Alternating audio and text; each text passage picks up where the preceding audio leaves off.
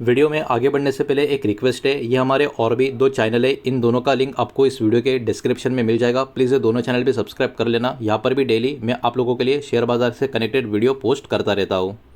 तो चलिए आगे बढ़ते हैं इस वीडियो के टॉपिक के ऊपर। इसके पहले भी कुछ वीडियो मैं पब्लिश कर चुका हूँ, वो वीडियोस अगर अब तक आपने नहीं देखे तो आप चाहिए तो हमारे चैनल के वीडियो सेक्शन में जाकर उन वीडियोस को देख सकते हो। तो देखिए, एक बहुत ही बड़ी रिपोर्ट यहाँ पर मार्केट में निकल कर आ रही है। एलन करके जो ग्लोबल लेवल का कंपनी है, जो फर्म है, एक्चुअली इंडिया में मैन्युफैक्चरिंग का एक्सपांशन का एक पर्टिकुलर प्रोसेस या तैयारी करता हुआ आपको नजर आएगा। ये पूरा का पूरा खबर देखना और जानना काफ़ी इंपॉर्टेंट है, बिकॉज इसके वजह से एक ऐसी इंडस्ट्री बाजार के फोकस में आएगी जिसके बारे में चर्चा काफ़ी कम होती है। अब देखिए, सबसे पहले ये वाली कंपनी अपना नया हब इंडिया में या इंडिया के जो पिटामपुर करके जगह जो लोकेशन है वहाँ पर क्यों बनाने को देख रही है। सबसे पहले जो ये हेलन करके कंपनी है, ये कौन सी कंपनी, इसका एक फेमस ब्रांड में अभी आपको बताऊंगा, तभी आपको समझ में आ भी जाएगा। तो ये जो कंपनी है ये प्लान कर रही है बिल्ड करने का उनका खुद का नया मैन्युफैक्चरिंग हब हमारे कंट्री में पेटामपुर करके ये जगह आपको यहाँ पर देखने को मिल रही है। अब इसके पीछे का जो मेन रीज़न या मेन गोल क्या है, इनका जो डिपेंडेंस है इंपोर्ट के ऊपर, ये इनको कम करना है और इनको अपना लोकल सप्लाई चेन भी इम्प्रूव करना है, जिसका फ़ायदा कहीं ना कहीं उनको इंडिया में काफ़ी हद तक ज़्यादा नज़र आ रहा है। लोकल प्रोडक्शन की वजह से क्या होगा, कंपनी कहीं ना कहीं यहाँ पर जो डिले हो रहा है उसको इम्पोर्ट का वो भी अवॉइड कर पाएगी। लॉजिस्टिक का जो कॉस्ट काफ़ी ऊपर की तरफ है वो भी उनको कम होता हुआ नजर आएगा।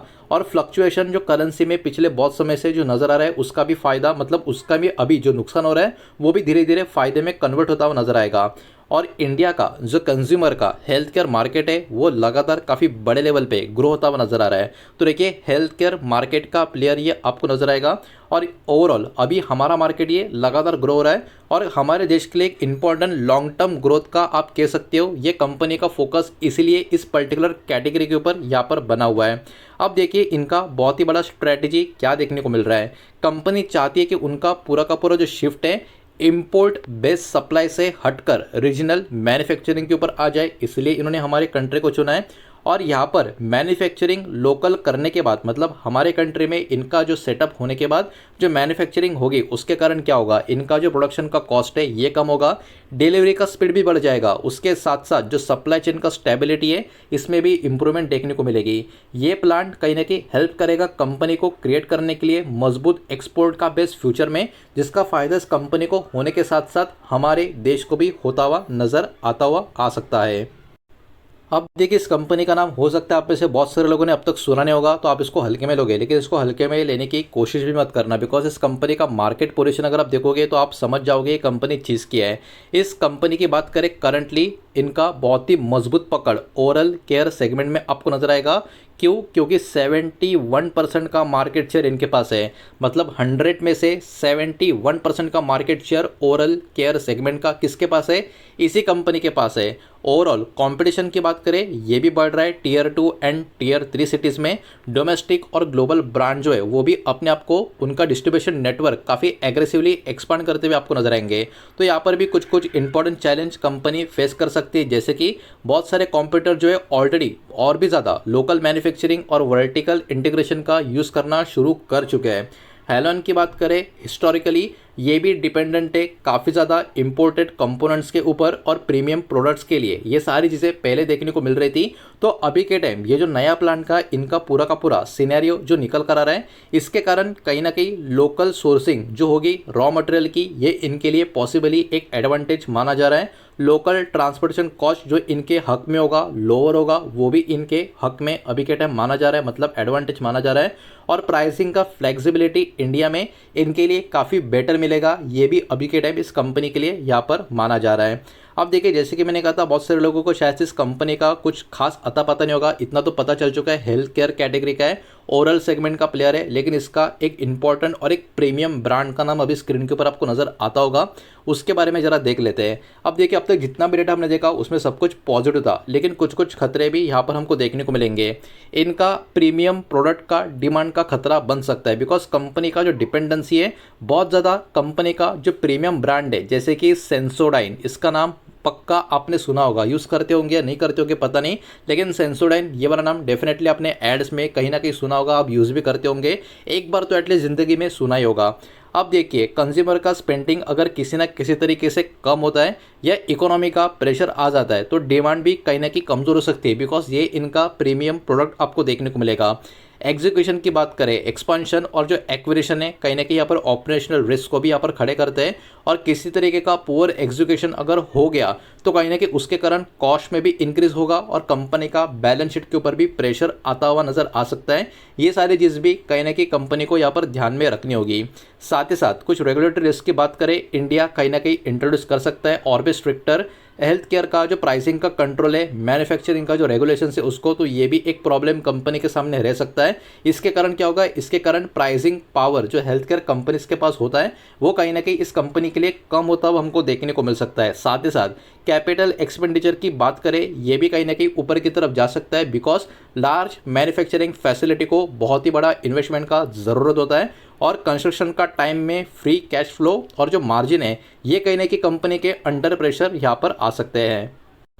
तो देखिए ओवरऑल टाइमलाइन की बात करें, ये जो पेटामपुर वाला फैसिलिटी यहाँ पर बात किया जा रहा है, एक्सपेक्टेड यहाँ पर यह है कि ये कहीं ना कहीं ऑपरेशनल हो जाएगा 2029 से लेके 2030। मतलब वही बात है, अभी भी बहुत टाइम है, कंपनी अभी के टाइम सब कुछ प्रिपेयर करते हुए आपको नजर आएंगी। तो याद रखना इसके बीच में क्या हो सकता है, इसके बीच में कंपनी कहीं ना कहीं मार्जिन का प्रेशर भी फेस कर सकती है, इन्फ्लेशन से कनेक्टेड कॉस्ट इंक्रीज हो सकते हैं, उसके अलावा यहाँ पर इन्वेस्टमेंट का स्पेंडिंग भी बढ़ता हुआ नजर आ सकता है।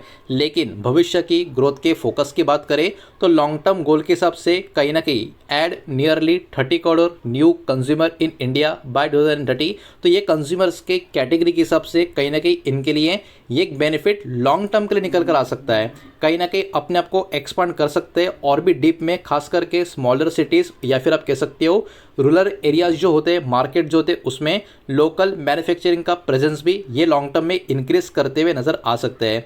अभी मार्केट के जो बड़े एक्सपर्ट्स हैं, जो एनालिस्ट है, वो किसके ऊपर ध्यान रखेंगे, बाजार का फोकस कहाँ पर होगा कि कंपनी अपना कॉस्ट सेविंग कर पा रही है या नहीं कर पा रही है, खास करके कंज्यूमर्स को भी जो ओवरऑल लो प्राइस देगी उसके बाद ये सब मैनेज कर पा रहे नहीं कर पा रहे, इसके ऊपर फोकस होगा।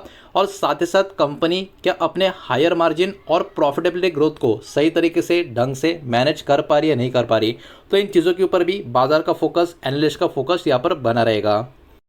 तो देखिए ये वाला खबर की वजह से क्या होगा, पूरा का पूरा जो इकोसिस्टम है उसमें ये खबर का कंट्रीब्यूशन होगा। सिंपल सी बात है, इससे कनेक्टेड जो कंपनियां होगी सप्लाई चेन में, उनका भी इंक्लूजन आने वाले सालों में होता हुआ नजर आएगा।